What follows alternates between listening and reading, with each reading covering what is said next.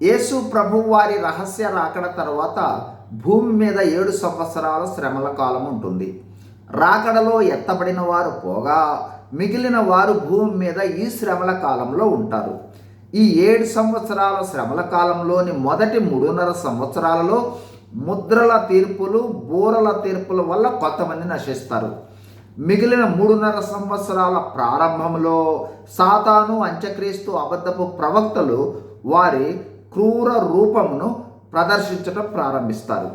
ప్రకటన గ్రంథము 14వ అధ్యాయం మొదటి 5 వచనాలలో ముద్రించబడిన ప్రథమ ఫలమైన 1,44,000 మంది ఇశ్రాయేలీలను చూచాము. ప్రకటన గ్రంథము 14వ అధ్యాయము 6వ వచనంలో దేవదూత ప్రజలందరికీ నిత్య సువార్తను ఆకాశమున ఎగురుచు ప్రకటించడం చూచాము. ఈరోజు ప్రకటన గ్రంథము 14వ అధ్యాయము 7వ వచనమును ధ్యానించబోతూ ఉన్నాం.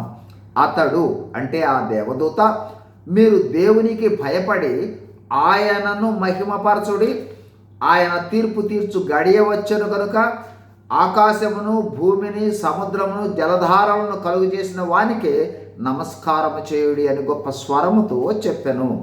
ఈ దూత సువార్త ప్రకటించు సమయంలో అబద్ధపు ప్రవక్త అంత్యక్రీస్తును, సాతానును పూజించమని జనులను బలవంతం చేస్తూ ఉన్న సమయం అది.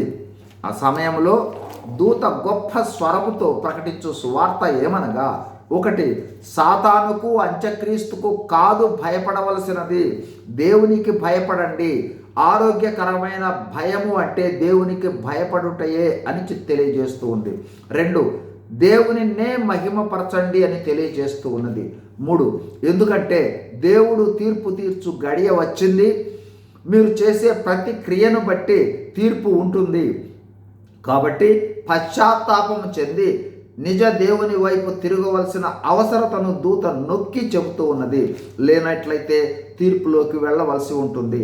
4, ఈ దూత సాతానుని, అంత్యక్రీస్తును కాదు ఆరాధించవలసినది, ఆకాశము, భూమి, సముద్రము, జలధారలు సర్వాన్ని సృజించిన నిజ దేవునినే మీరు ఆరాధించాలని నొక్కి సువార్తను ప్రకటిస్తూ ఉన్నట్లు చూస్తాము. తర్వాత వచనాలు తదుపరి వీడియోలో చూద్దాం. God bless you. Thank you.